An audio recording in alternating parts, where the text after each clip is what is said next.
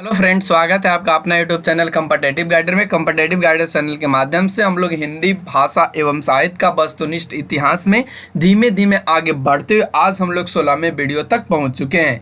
अभी से पहले 15 वीडियो अपलोड किया जा चुका है। अगर आप लोग चैनल पर नए हो तो वीडियो को जाके अवश्य देखें, वहाँ से आपका जो तैयारी बहुत अच्छे तरीके से हो जाएगी। यह जो हिंदी भाषा एवं साहित्य का वस्तुनिष्ठ इतिहास है, यह सरस्वती पांडे और गोविंद पांडे जी के पुस्तक है, जो हमारे exam UGC, PGT, TGT entrance एग्जामों के लिए बहुत इंपॉर्टेंट बुक है। यह ऑब्जेक्टिव बहुत इससे क्वेश्चन मिल जाते हैं आपको, सीधे सीधे यहाँ से बनते हैं, तो आपके लिए बहुत बेनिफिशियल वीडियो है। आप इसको अवश्य देखें। तो चलिए आगे की ओर बढ़ते हैं। तो आज हम लोग जो देखने वाले हैं वह आधुनिक काल देखने वाले हैं। तो आधुनिक काल का पार्ट 3 वीडियो अभी से पहले अपलोड किया जा चुका है। अगर आप लोगों ने 3 वीडियो को नहीं देखे, आधुनिक काल का और साथ में भक्ति काल और रीति काल का, तो अवश्य देखें, प्लेलिस्ट इसका बना हुआ है चैनल पे। तो चलिए आगे बढ़ते हैं। जो आज हम लोग देखेंगे, यहाँ से हम लोग देखेंगे प्रयोगवाद और नई कविता को। तो यहाँ से आज हम लोग देखने वाले प्रयोगवाद। तो आइए शुरू करते हैं। कहता है कि प्रयोगवाद का जो आरंभ होता है सन 1943 ईस्वी में सच्चिदानंद हीरानंद वात्स्यायन अज्ञे के संपादकत्व में प्रकाशित तार सप्तक से माना जाता है। तार सप्तक में 7 कवि संग्रहित है। तो आपको ये पॉइंट्स आपको नोट कर लेने, यहाँ से यहाँ तक आपको नोट करना है। तो चलिए यहाँ से आप नोट कर लेंगे। प्रयोगवाद शब्द का सर्वप्रथम प्रयोग जो किए थे वह नंद दुलारे वाजपेयी ने किए थे। और वह किस रूप में किए थे? तो वे प्रयोगवादी रचनाएं शीर्षक निबंध में उन्होंने किया था। यह भी पॉइंट आपके लिए बहुत इंपॉर्टेंट है। चलिए आगे बढ़ते हैं। तो कहता है नंद दुलारे वाजपेयी ने प्रयोगवाद को बैठे ठाले का धंधा कहा है। इंपॉर्टेंट है, क्वेश्चन बन जाएगा कि बैठे ठाले का धंधा प्रयोगवाद को किसने कहा है। तो आप यहाँ से बना लेंगे क्वेश्चन को। चलिए आगे बढ़ते हैं। तो कहता है कि अज्ञे के संपादकत्व में 4 सप्तक प्रकाशित हो चुका है। इनके किनके समय में? तो ये अज्ञे का मतलब सच्चिदानंद हीरानंद वात्स्यायन अज्ञे के संपादकत्व में यह 4 सप्तक हो चुका था, जिनमें फर्स्ट है वह 1943 में, दूसरा 1951 में, तीसरा 1959 में और चौथा 1979 में ये प्रकाशित हो चुके थे। अज्ञे ने तार सप्तक की भूमिका में प्रयोगवादी कवियों को राहों के अन्वेषी कहा है। आप ध्यान रखेंगे, राहों के अन्वेषी कहा है। प्रयोगवादी कवियों को किसने कहा है? तो ये अज्ञे ने कहा तार सप्तक के रूप में। चलिए आगे बढ़ते हैं। तो यहाँ से देखिए, कहता है कि अज्ञे ने दूसरा सप्तक की भूमिका में लिखा है। क्या लिखा है? तो आइए देख लेते हैं। कहता है कि प्रयोग का कोई वाद नहीं, हम वादी नहीं रहे, नहीं है, न प्रयोग अपने आप में इष्ट या साध्य है। ठीक इसी तरह कविता का कोई भी वाद नहीं है। आप ध्यान रखेंगे। यहाँ से हम लोग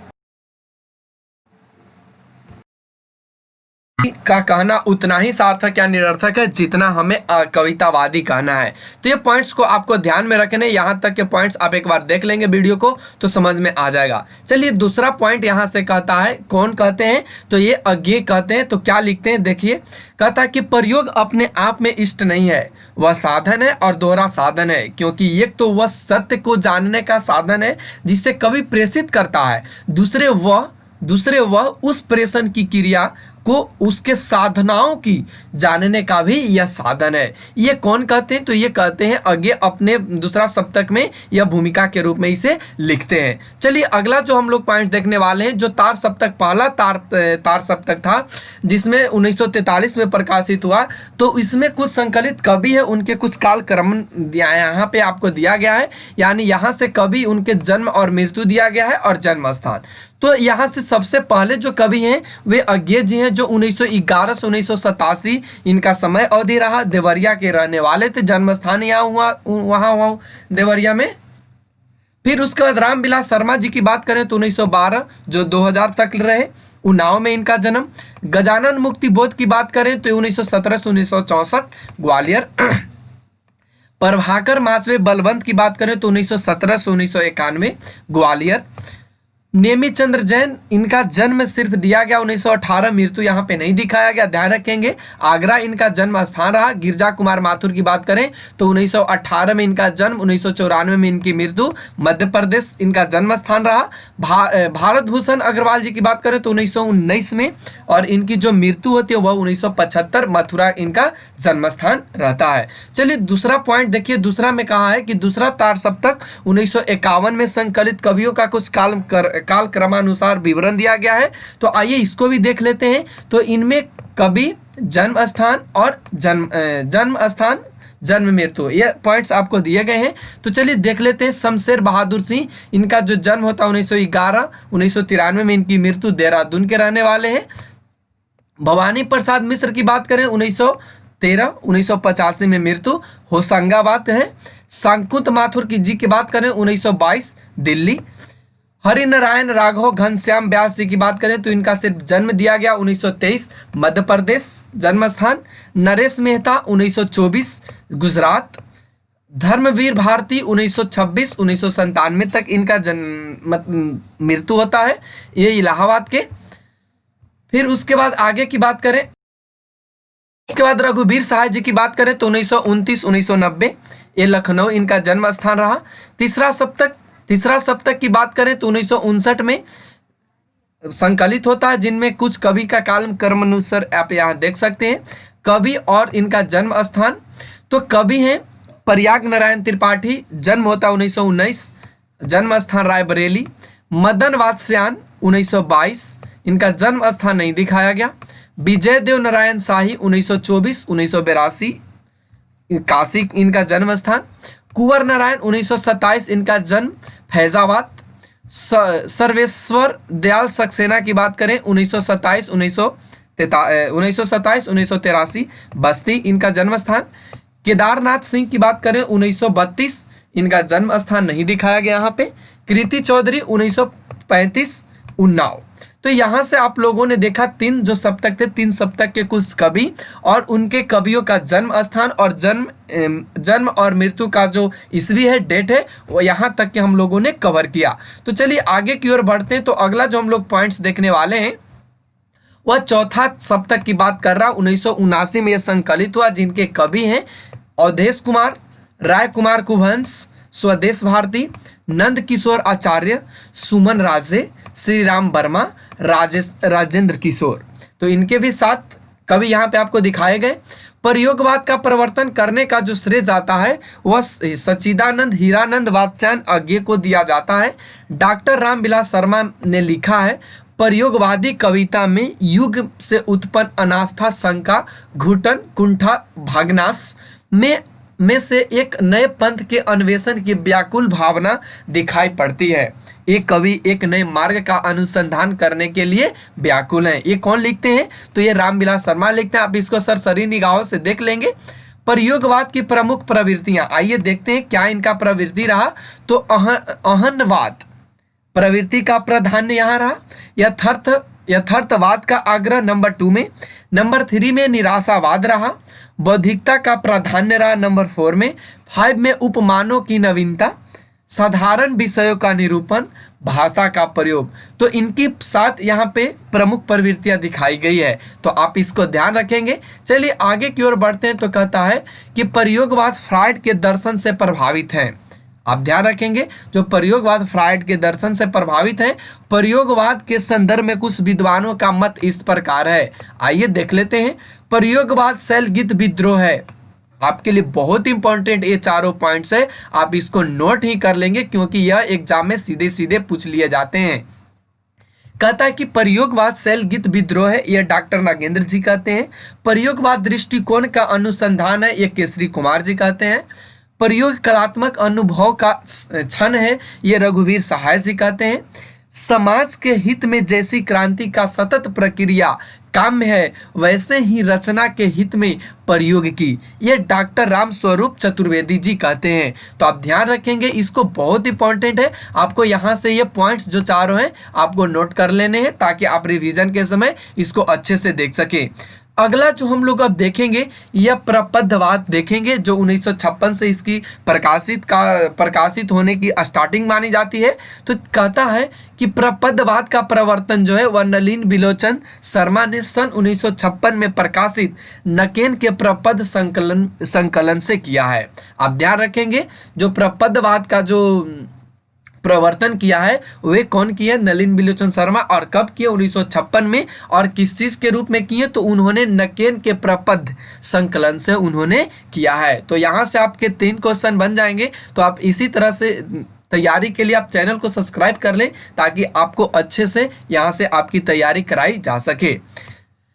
कहता प्रपद्धवाद को नकेनवाद भी कहा जाता है क्योंकि इसमें बिहार के 3 कवि नलिन बिलोचन शर्मा, केसरी कुमार और नरेश के नाम के प्रथम अक्षरों को आधार मानकर नकेन बनता है। ध्यान रखेंगे, ये पॉइंट्स आपके लिए बहुत इंपॉर्टेंट बन जाएगा, आप इसको नोट कर लेंगे। प्रपद्धवाद और प्रयोगवाद में मूल अंतर यह है कि प्रपद्धवाद प्रयोग को साध्य मानता है जबकि प्रयोगवाद प्रयोग को साधन मानता है। ध्यान रखेंगे, बहुत अच्छे पॉइंट है, सीधे सीधे बन जाएंगे यहाँ से कि प्रपद्धवाद और प्रयोगवाद में क्या मूल अंतर है। ऑप्शन दिया रहेगा और इसमें ऑप्शन जो दिया रहेगा मतलब दोनों दिया रहेगा, तो आप ध्यान रखेंगे इस तरह से ऑप्शन से बरगलाना नहीं है। तो यहाँ जो प्रयोगवाद है वह प्रयोग को साधन मानता है, लेकिन अगर वही प्रपद्धवाद की बात करें तो वह प्रयोग को साध्य मानता है। आचार्य नंद दुलारे वाजपेयी ने प्रपद्धवाद के संबंध में लिखे हैं। क्या लिखे हैं चलिए आइए देख लेते हैं। तो कहते हैं कि नकेनवाद, जिसे उसके हिमायतियों ने प्रपद्धवाद भी कहा है, वास्तव में प्रयोगशीलता का एक अतिवाद था। प्रयोगवाद के प्रवक्ताओं ने जो कुछ नया कहा था उससे संतुष्ट न होकर उसे एक तार्किक सीमा तक पहुंचाने का कार्य नकेन 1, नकेन 2 नामक संग्रह की भूमिकाओं में दिखाई पड़ा था। ये कहते हैं कौन? नंद दुलारे वाजपेयी जी। ध्यान रखेंगे। अगला पॉइंट जो हम लोग देखेंगे वह 1952 में नरेश के संपादकत्व में प्रकाशित पत्रिका प्रकाश में नकेनवादियों ने प्रपद्धवाद को तथाकथित प्रयोग दशा सूत्री घोषित किया। तो आप ध्यान रखेंगे ये पॉइंट्स को। तो अब हम लोग देखेंगे नई कविता जो 1954 से यह संकलित है या उसी समय से यह प्रकाशित हुई। तो आइए देखते हैं। नई कविता नाम अज्ञे का दिया हुआ है। ध्यान रखेंगे, नई कविता जो नाम दिए हैं वे अज्ञे जी दिए हैं। अपनी एक रेडियो वार्ता में उन्होंने इस पद का सर्वप्रथम प्रयोग किया था, जो बाद में नए पत्ते के जनवरी-फरवरी 1953 अंक में नई कविता शीर्षक से प्रकाशित हुई। ध्यान रखेंगे, ये सभी से प्रकाशित हुई और इन्होंने रेडियो वार्ता में यह सबसे पहली बार प्रयोग इन्होंने किया था। चलिए आगे बढ़िए। तो कहता है कि नई कविता का जो आरंभ है वो 1954 में जगदीश गुप्त द्वारा संपादित नई कविता पत्रिका के प्रकाशन से माना जाता है। ध्यान रखेंगे, यह 1954 में जगदीश गुप्त द्वारा जो संपादित नई कविता पत्रिका है उससे इसका माना जाता है, उसी से इसका प्रकाशन माना जाता है। चलिए आगे की ओर बढ़िए। तो कहता है कि बच्चन सिंह नई कविता का आरंभ सन 1951 से मानते हैं। इनके अनुसार नई कविता प्रयोगवादी कविता का परिष्कृत रूप है। ध्यान रखेंगे, उनके अनुसार यह जो है वह परिष्कृत रूप है। मुक्ति बोध ने लिखा है नई कविता वैविध्यमय जीवन के प्रति आत्मचेतस व्यक्ति की प्रतिक्रिया है। नई कविता का एक स्वर नहीं विविध है। ध्यान रखेंगे, ये मुक्ति बोध जी ने लिखे हैं। डॉक्टर धर्मवीर भारती ने लिखा है कि नई कविता प्रथम बार समस्त जीवन को व्यक्ति या समाज इस प्रकार के तंग विभाजनों के आधार पर न मापकर मूल्यों की सापेक्ष स्थिति में व्यक्ति और समाज दोनों को मापने का प्रयास कर रही है। ये धर्मवीर जी लिखते हैं। डॉक्टर राम स्वरूप चतुर्वेदी जी ने क्या लिखे हैं चलिए आइए देख लेते हैं। तो लिखते हैं कि नई कविता में समग्र मनुष्य की बात नहीं कही गई है, वरन मनुष्य के समग्र अनुभव खंडों को समायोजित की गई। तो ये पॉइंट्स आपको पढ़ लेने हैं और इसका पीडीएफ आपको डिस्क्रिप्शन बॉक्स में दिया हुआ रहेगा, वहां से आप इस पीडीएफ को डाउनलोड करके इसको फिर से रिवीजन करके आप पढ़ सकते हैं। चलिए आगे बढ़िए। तो राम स्वरूप चतुर्वेदी जी ने क्या लिखा है? तो भाषा संवेदना और सर्जन पुस्तक में नई कविता के संदर्भ में इन्होंने लिखा है कि आज की कविता को जांचने के लिए जो प्रयास जो प्रास के रजत पास से मुक्त हो चुकी है, अलंकारों की उपयोगिता अस्वीकार हो चुकी है और छंदों की पायलें उतार चुकी है, काव्य भाषा का ही आधार शेष रह गया है। क्योंकि कविता के संगठन में भाषा प्रयोग की मूल केंद्रीय स्थिति है। कविता उत्कृष्ट शब्दों का उत्कृष्ट क्रम है। ये कौन लिखते हैं? तो ये राम स्वरूप चतुर्वेदी जी ऐसा लिखते हैं। चलिए आगे की ओर बढ़िए। तो यहाँ से कहता है कि विजय देव नारायण शाही ने नई कविता में लघु मानव की प्रतिष्ठा की है। नई कविता में दो प्रमुख तत्व हैं। कौन कौन है? आइए देख लेते हैं। एक तो अनुभूति की प्रामाणिकता है और नंबर सेकंड में है बुद्धिमूलक यथार्थवादी दृष्टि। आप ध्यान रखेंगे, ये दो प्रमुख तत्व हैं। चलिए आगे की ओर बढ़िए। तो कहता है कि नई कविता में कैक्ट्सवाद का जन्म होता है। नई कविता में कैक्ट्स प्रतीक रूप में अपनाया गया है, जो अदम्य उत्साह, जीवनाकांक्षा और अनगढ़ता का प्रतीक है। आप ध्यान रखेंगे ये सभी पॉइंट्स को। चलिए आइए देखते हैं कुछ प्रमुख कवि। तो यहाँ से जो हम लोग प्रमुख कवि के रूप में सबसे पहले जो देखने वाले हैं, उनमें यहाँ पे आइए हम लोग देखते हैं कुछ पॉइंट्स को।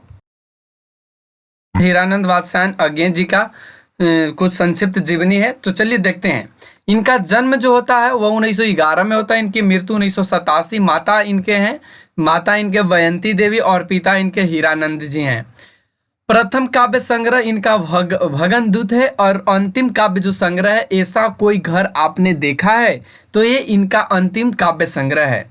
तो चलिए और इनके काव्य संग्रह को देख लेते हैं। तो इनमें भगन दूत 1933 है, चिंता 1942, इत्यलम 1946, हरी घास का क्षण भर 1949, बावरी अहेरी 1954, इंद्रधनुष रौंदे हुए 1957, अरि ओ करुणा प्रभामय 1959, आंगन के पारद्वार 1961, पूर्वा 1965, सुन हले सवाल 1966, कितनी नावों में कितनी बार 1967, क्योंकि मैं उसे जानता हूं 1969, सागर मुद्रा 1970, पहले मैं सन्नाटा बुनता हूं 1973, महावृक्ष के नीचे 1977, नदी के बांक छाया 1981, ऐसा कोई घर आपने देखा 1986। तो ये इनके काव्य संग्रह है। तो ध्यान रखेंगे आप ये पॉइंट्स को।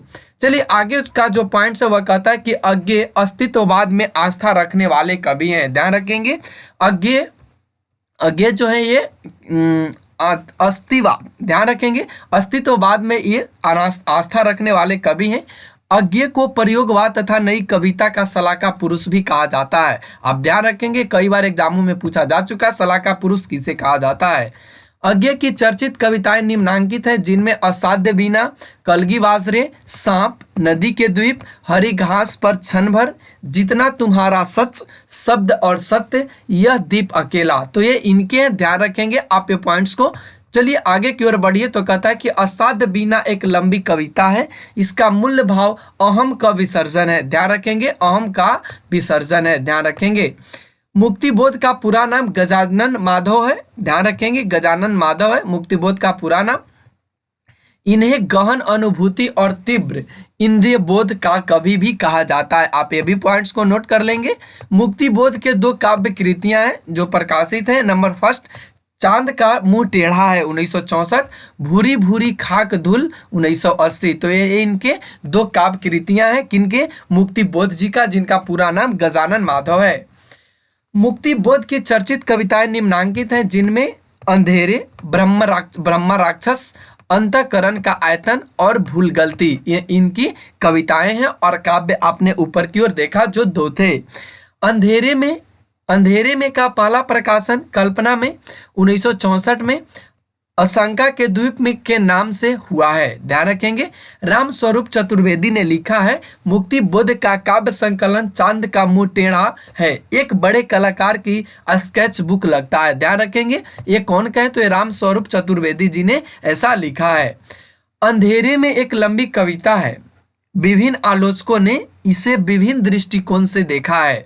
जो निम्न है, शमशेर बहादुर सिंह जी ने देखा है कि यह कविता देश के आधुनिक जन इतिहास का स्वतंत्रता पूर्व और पश्चात एक दहकता इस्पाती दस्तावेज है। इसमें अजब और अद्भुत रूप से व्यक्ति और जन का एकीकरण है। रामविलास शर्मा लिखते हैं कि अपराध भावना का अनुसंधान, नामवर सिंह लिखते अस्मिता की खोज, इंद्रनाथ मदान लिखते आत्मशोधन का अनुसंधान, निर्मला जैन लिखते अनस्थल का विप्लव, प्रभाकर माचवे लावा, रामविलास शर्मा आरक्षित जीवन की कविता, राम स्वरूप चतुर्वेदी अंधेरे में के लंबे खंडों में कवि की समस्या है, समाज के उत्थान पतन और आंदोलन के बीच अपनी रचना के प्रेरक तत्वों का अभिज्ञान, रचना कैसे बाहर से अंदर आती है और फिर कैसे बाहर दूर दूर तक परिव्याप्त हो जाती है। ये राम स्वरूप चतुर्वेदी जी का कहना है। किसके बारे में? तो ये जो कहने वाले हैं सभी, ये अंधेरे में ये मुक्ति बोध जी के कविता हैं, उनके बारे में ये सभी ऐसा कहते हैं। चलिए आगे की ओर बढ़िए। तो कहता है मुक्ति बोध ने अंधेरे में कविता की रचना फैंटेसी में की है। यह बहुत इंपॉर्टेंट है आपके लिए, नोट कर लेने हैं इसको। मुक्ति बोध ने फैंटेसी को निम्न ढंग से परिभाषित किया है। ज्ञान गर्भ फैंटेसी द्वारा सार रूप से में जीवन की पूर्ण रचना करता है। फैंटेसी के अंतर्गत भाव पक्ष प्रधान और विभाव पक्ष गौण और प्रच्छन्न तो होता ही रहा है। साथ ही यह भाव पक्ष कल्पना को उत्तेजित करके बिंबों की रचना करते हुए एक ऐसा मूर्त विधान उपस्थित करता है जिस विधान में उस विधान ही के नियम होते हैं। शमशेर बहादुर सिंह प्रेम और सौंदर्य के कवि हैं, ध्यान रखेंगे, प्रेम और सौंदर्य के कवि हैं। शमशेर बहादुर सिंह के प्रमुख काव्य कृतियां इस प्रकार है। कुछ कविताएं 1959 में, कुछ और कविताएं 1961 में। चुका भी हूं मैं नहीं 1975, इतने आसपास 1980, उदिता अभिव्यक्ति का संघर्ष 1980, बात बोलेगी 1981, काल तुमसे होड़ है मेरी 1988, कहीं बहुत दूर से सुन रहा हूं 1995, सुकून की तलाश 1998। ये सभी शमशेर बहादुर सिंह के प्रमुख काव्य संग्रह हैं।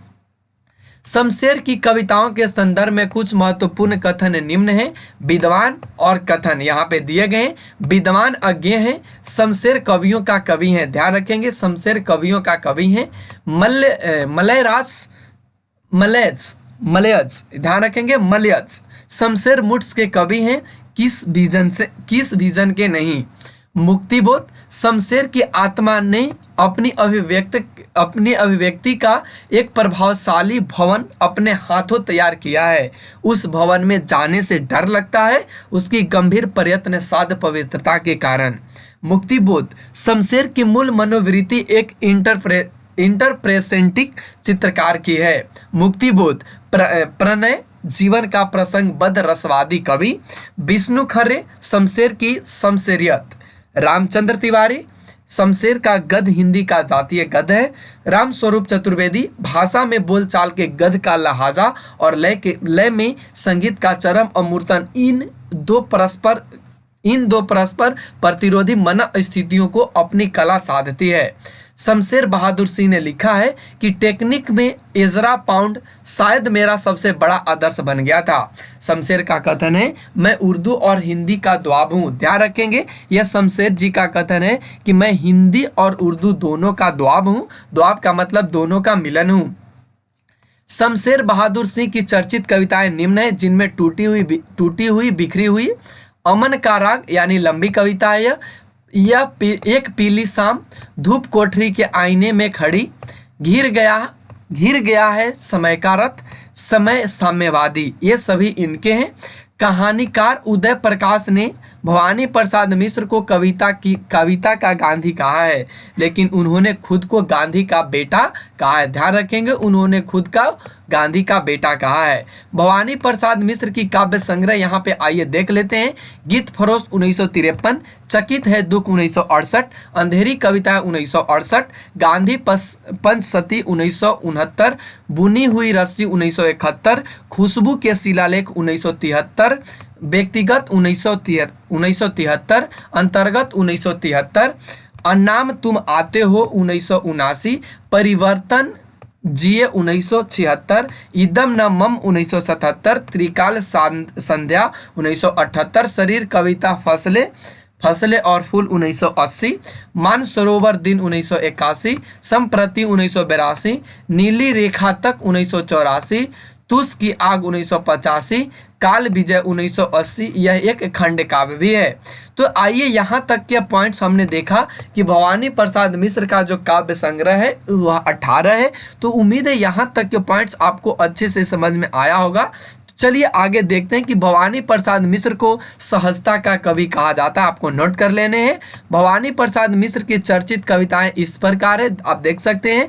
कमल के फूल, सतपुड़ा के जंगल, बानी की दीनता, टूटने क्या सुख, गीत फरोश, नरेश मेहता नए कवियों में महत्वपूर्ण हस्ताक्षर है। इनकी प्रमुख रचना इस प्रकार है। काव्य संग्रह में देखिए तो कहता है, वन पाखी सुनो, बोलने दो चीड़ को, मेरा संप्रति एकांत, शैत्या और उत्सवा, ये इनके काव्य संग्रह है। प्रबंध काव्य इनके हैं, संशय की एक रात, महाप्रस्थान, प्रवाद पर्व और सबरी, ये इनके क्या है तो प्रबंध काव्य हैं। समय देवता शीर्षक कविता इनकी एक लंबी कविता है जिसमें धरती के विभिन्न भागों की सांस्कृतिक राजनीतिक स्थिति का सिनेरियो प्रस्तुत किया गया है। नरेश मेहता की अन्य चर्चित महत्वपूर्ण रचनाएं इस प्रकार हैं। उस 1 2 3 सा, किरण धेनुए और चाहता मन, ये इनके प्रमुख रचनाएं हैं। धर्मवीर भारती मूलतः प्रेम के कवि हैं और इनकी प्रमुख रचनाएं हैं।